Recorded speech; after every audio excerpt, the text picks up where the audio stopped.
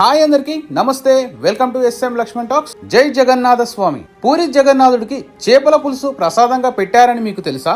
ఒడిస్సాలో కూర్మా అనే ఒక ముసలావిడ ఉండేది. అయితే ఆమె అప్పటి వరకు పూరి జగన్నాథుడిని ఒక్కసారిగా కూడా చూడలేదు.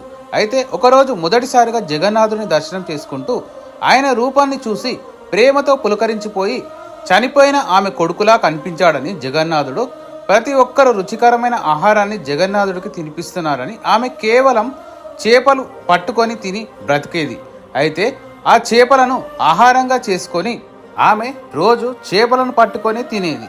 అలాగే నా దగ్గర చేపలు తప్ప ఇంకా ఏమీ లేవు అని ఒకరోజు ఏం చేసిందంటే ఆ చేపలను ఆహారంగా పులుసు పెట్టి సంతోషంతో తింటాడేమో అని అనుకుంటూ అలా ఆమె చేపల పులుసు చేసి ఒక అరిటాకులో తీసుకొని జగన్నాథుడి గుడి 22వ మెట్లు ఎక్కుతూ ఉండగా అప్పుడు అక్కడ ఉన్న పూజారులు అది చూసి, దేవుడికి చేపల పులుసులు పెడతావా అని కోపంతో కింద పడేసి వెంటనే ఆమెను అక్కడి నుంచి పంపించేస్తారు. పూజారులు అది చూసి, దేవుడికి చేపల పులుసు పెట్టకూడదు మూర్ఖురాల అని చేపల పులుసును కింద పడేసి వెంటనే అది పనస పండులాగా మారిపోతుంది. అప్పుడు వెంటనే పూజారులు ఆమెను క్షమించమని గుడి లోపలికి పంపిస్తారు.